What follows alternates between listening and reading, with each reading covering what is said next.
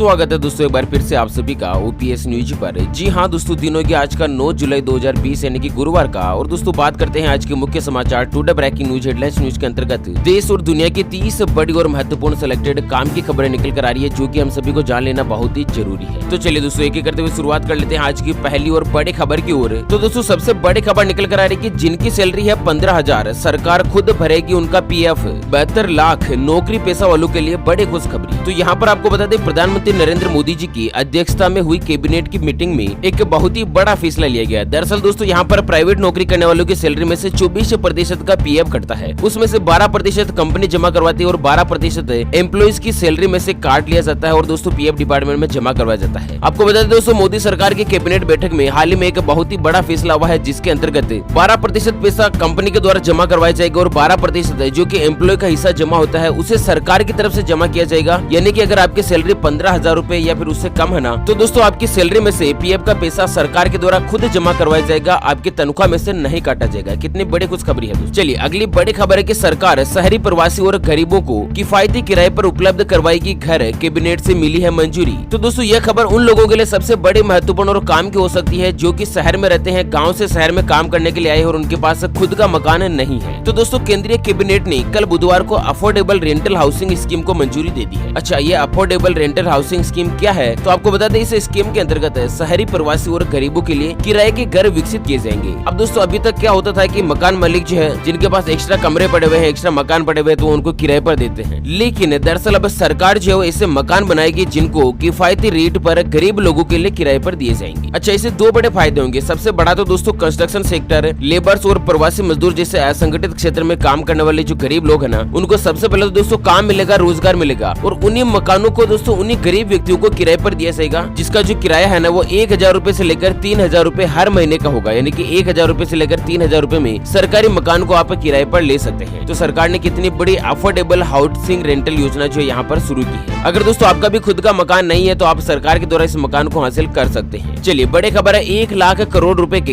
Agriculture infrastructure fund के गठन को मिली है मंजूरी। जानते हैं किसे मिलेगा इसका फायदा। तो खेती करने के क्षेत्र में बुनियादी ढांचे के अभाव में कृषि उपज का हर साल 15 से लेकर 20% जो हिस्सा होता है ना वो लगभग बर्बाद हो जाता है और इसका सीधा असर किसानों की आमदनी पर पड़ता है, क्योंकि उनकी खेती में से 10 से लेकर 15% हिस्सा हमेशा बर्बाद होता ही होता है। और इसी बर्बादी को रोकने के लिए कृषि क्षेत्र में प्राइवेट इन्वेस्टर्स को आकर्षित करने के लिए 1 लाख करोड़ रुपए जो है ना वो दोस्तों कृषि इंफ्रास्ट्रक्चर फंड के मसौदे को प्रधानमंत्री नरेंद्र मोदी जी की अध्यक्षता में कैबिनेट की बैठक में मंजूरी मिल चुकी है। और साथ ही कृषि मंत्री नरेंद्र सिंह तोमर ने कहा कि दोस्तों भारत सरकार का किसानों के प्रति यह बहुत ही बड़ा ऐतिहासिक फैसला है और इससे कृषि क्षेत्र का विकास होगा और हर किसान को लगभग अपनी फसल का 10 से लेकर 15% पैसा जो है अतिरिक्त मिलेगा, नुकसान की भरपाई हो जाएगी। चलिए अगली खबर है कि रोजमर्रा के सामान पर अब एमआरपी सहित 6 बातों को मोटे अक्षरों में लिखना होगा अनिवार्य, नहीं तो सरकार लेगी सख्त एक्शन। तो यहाँ पर केंद्र सरकार ने रोजमर्रा के इस्तेमाल में आने वाली वस्तुओं पर एमआरपी यानी कि मैक्सिमम रिटेल प्राइस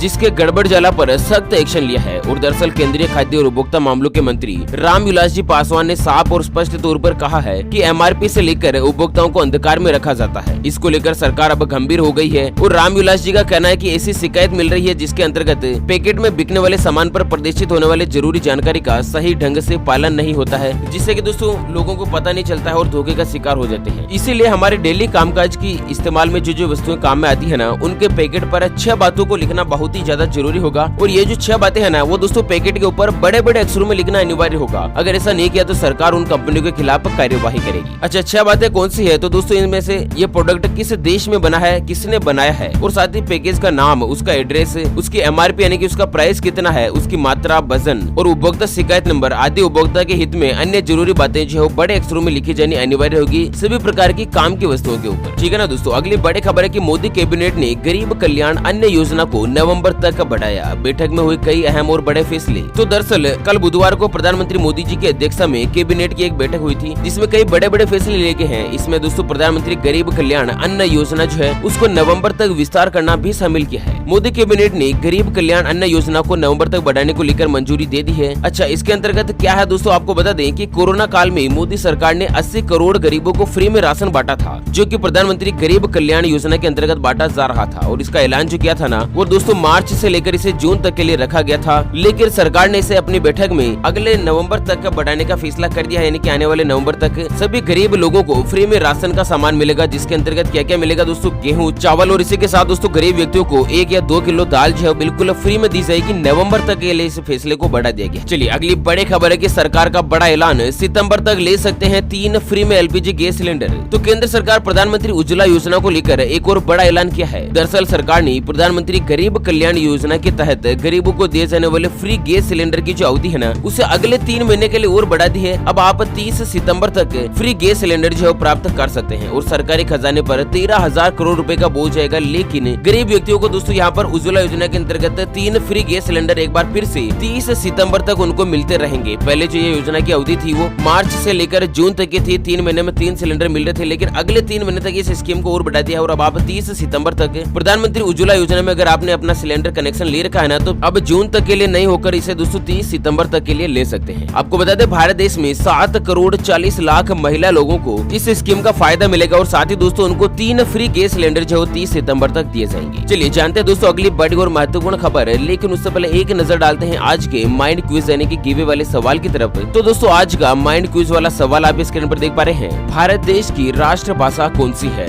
जी हाँ दोस्तों दोबारा सुन लीजिएगा, भारत देश की राष्ट्रभाषा कौन सी है? तो फटाफट से लिखना है क्वेश्चंस का आंसर इस वीडियो के नीचे कमेंट बॉक्स में और दोस्तों सही जवाब देने वाले किसी एक कमेंट्स को सेलेक्ट किया जाएगा हमारी ओपीएस न्यूज टीम की तरफ से और उसे दिया जाएगा एक 10,000 mAh का सैमसंग कंपनी का शानदार पावर बैंक है। और ध्यान रखिएगा दोस्तों ये जो गिव है वो बिल्कुल फ्री है, इसके लिए कोई भी चार्जेस वगैरह नहीं लिया जाएगा। तो चलिए अगली बड़ी खबर है कि BS4 वाहन को लेकर सुप्रीम कोर्ट का बड़ा फैसला, 31 मार्च के बाद बीके वाहन का नहीं होगा रजिस्ट्रेशन। आपको बता दें भारत देश में 1 अप्रैल से ही BS6 स्टैंडर्ड लागू हो चुका है और इसकी वजह से BS4 मानक के इंजन वाले वाहन पर रोक लगा दी गई थी और इसके बाद अब सर्वोच्च न्यायालय ने BS4 वाहन के रजिस्ट्रेशन को लेकर भी बड़ा झटका दिया है। दरअसल 27 मार्च को दिया अपना आदेश वापस ले लिया और इस आदेश में सर्वोच्च न्यायालय ने वाहन कंपनियों को 31 मार्च के बाद वाहन बेचने की अनुमति दी थी, लेकिन अब कोर्ट ने इस फैसले को वापस लेते हुए तय स्टैंडर्ड से ज्यादा वाहन बेचने पर कंपनी और ऑटोमोबाइल डीलर्स एसोसिएशन को फटकार लगाई है और साथ ही कहा है कि 31 मार्च के बाद किसी भी BS4 स्टैंडर्ड वाले वाहन का रजिस्ट्रेशन नहीं होगा, यानी कि उसको गाड़ी के RC नंबर वगैरह भी नहीं दिए जाएंगे। इसे में ध्यान रखिएगा दोस्तों, अगर आपके पास भी 31 मार्च के बाद आपने BS4 का वाहन लिया है तो आपको लग सकता है एक बड़ा झटका, क्योंकि सरकार ने अब BS6 स्टैंडर्ड्स को पूरे देश भर में लागू कर दिया है। चलिए अगली खबर है, रिलायंस ने यात्रियों के लिए शुरू किया कोरोना बीमा कवर, मिलेगी कुछ खास सुविधा। तो कोविड-19 के साथ जीना सीखने की चर्चा के बीच देश में एक एयरलाइंस कंपनी ने नई पहल की है और इस कंपनी ने यात्रियों के लिए मेडिकल इंश्योरेंस कवर की सुविधा दी है, जो कि कोविड-19 के कारण अस्पताल में भर्ती होने की सूरत में उनके बिल का खर्च वहन करेगी। दरअसल आपको बता दें यह ऑफर स्पाइस जेट ने दिया है और इसकी वैलिडिटी लगभग 12 महीने के लिए होगी और इसके तहत दोस्तों 12 महीने में अगर आप कोविड-19 के बीमारी से ग्रसित हो जाते हैं तो अस्पताल में भर्ती होने के लिए आपको 3 लाख रुपए तक का खर्च और हॉस्पिटलाइज होने के बाद 30 और 60 दिनों के खर्च का जो कवर है ना वो बीमा कंपनी की तरफ से दिया जाएगा। यानी कि अगर दोस्तों आपको कोरोना वायरस का रोग हो जाता है तो 3 लाख रुपए तक का जो खर्च है ना वो बीमा कंपनी की तरफ से आपको दिया जाएगा। चलिए अगली खबर है, नया कारोबार शुरू करने वालों के लिए आया एक और कड़ा नियम, अनदेखी करने पर लगेगा जुर्माना। तो एनजीटी ने केंद्रीय प्रदूषण नियंत्रण बोर्ड और सभी राज्य प्रदूषण नियंत्रण बोर्ड को निर्देश दिया है कि दरअसल खतरनाक प्रदूषकों का उत्सर्जन करने वाले नए उद्योगों को लगाने की अनुमति नहीं दी जाएगी जब तक कि दोस्तों इस तरह के अपशिष्ट के निस्तारण की सुविधा उपलब्ध नहीं हो जाती। यानी कि सीधे सीधे शब्दों में दोस्तों आपको बता दें कि प्रदूषण नियंत्रण बोर्ड के द्वारा नए उन उद्योगों को मंजूरी देने पर रोक लगा दी है जिनसे कि दोस्तों प्रदूषण फैलता है, किन्हीं उद्योगों से प्रदूषण फैलता है, किन्हीं से खराब पानी निकलता है, कुछ भी होता है। तो जब तक दोस्तों इसके निस्तारण की सुविधा उपलब्ध नहीं हो जाती है तब तक इस तरह के उद्योगों को अनुमति नहीं दी जाएगी। चलिए अगली खबर है, उत्तराखंड बोर्ड का बड़ा फैसला, 10वीं और 12वीं के छात्रों को बच्चे विषयों में औसत अंक देकर रिजल्ट होगा घोषित।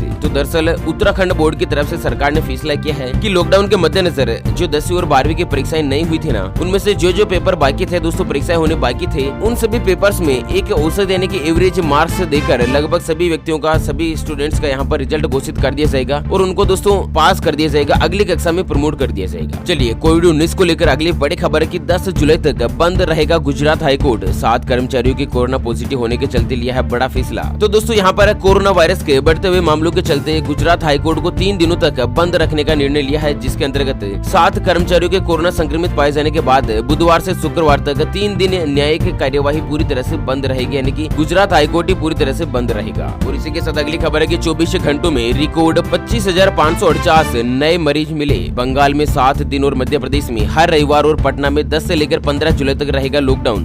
देश में लगभग 7,69,000 नए मामले दर्ज। आपको बता दें देश में कोरोना संक्रमितों की संख्या बढ़कर 7,69,041 पर पहुंच चुकी है। है और कल बुधवार को 25,549 नए मामले सामने आए हैं और यह आंकड़ा जो है दोस्तों कोविड-19 इंडिया.org के मुताबिक है। बंगाल की मुख्यमंत्री ममता बनर्जी ने कहा है गुरुवार शाम 5 बजे से राज्य के कंटेनमेंट जोन में लॉकडाउन लागू हो जाएगा और फिलहाल यह सिर्फ 7 दिनों के लिए होगा, जबकि जरूरत पड़ती है तो इसे और आगे तक बढ़ाया जा सकता है। और दोस्तों भारत देश में पिछले 3 दिनों में सबसे ज्यादा रिकॉर्डेड मामले दर्ज हुए हैं, जहां पर 4 जुलाई, 5 जुलाई और 7 जुलाई की अगर बात करें तो दोस्तों लगभग 23,000-24,000 मरीज जो है एक दिन में सामने आए हैं। और उसी के साथ बड़ी खबर आ रही है कि मध्य प्रदेश में हर रविवार को रहेगा लॉकडाउन और साथ ही पटना में 10 से लेकर 15 जुलाई तक लॉकडाउन लगा दिया गया है कोरोना वायरस का बढ़ते हुए मामलों को देखते हुए। चलिए वेदर अपडेट्स को लेकर बड़ी खबर है कि गुजरात पर जारी रहेगी मौसम की मार, यूपी, बिहार और उत्तराखंड में भी जारी हुआ अलर्ट। आपको बता दें मौसम विभाग ने मानसून के हिमालय की तलहटी से लगते हुए इलाकों में उत्तर की ओर बढ़ने का अनुमान व्यक्त किया है और इसकी वजह से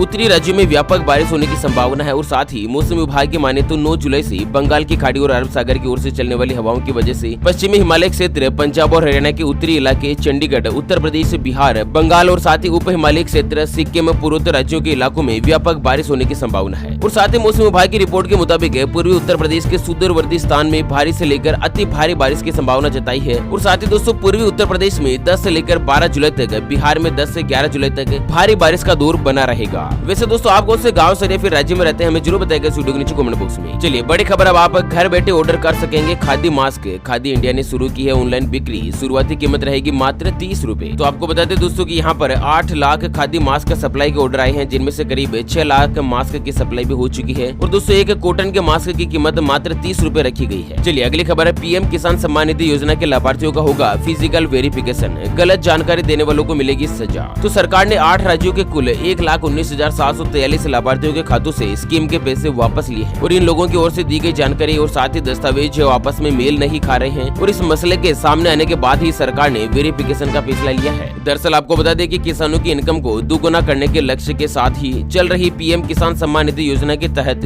अन्नदाताओं को साल भर में 3 किस्तों में 6,000 रूपए की रकम दी जाती है। और इस स्कीम के तहत लाभार्थी किसानों के लिए कुछ नियम तय हुए हैं। उन नियमों का अगर किसान पालन नहीं करते हैं ना तो दोस्तों उनको बैंक खाते में दिया गया पैसा भी वापस लिया जाएगा। चलिए अगली बड़ी और फायदे की खबर दोस्तों की, भारतीय स्टेट बैंक यानी कि एसबीआई ने दोबारा से घटा दी है ब्याज की रेट। अगर आपने भी ले रखा है लोन तो आपको होगा बड़ा फायदा। तो दरअसल यहाँ पर एसबीआई ने अपनी ब्याज की रेट जो है वो 0.5 से लेकर 0.10% तक कटौती कर दी है। इससे क्या है कि दोस्तों अगर आपने एसबीआई से लोन ले रखा है ना तो लोन की जो रेट है वो कम हो जाएगी। ओके फ्रेंड्स, तो इसी के साथ आज के मुख्य समाचार today breaking news headlines news की अपडेट वीडियो को फिलहाल यहीं पर देते हैं विराम। फिर मिलेंगे एक और नई और काम की खबर के साथ, तब तक के लिए जय हिंद, जय भारत।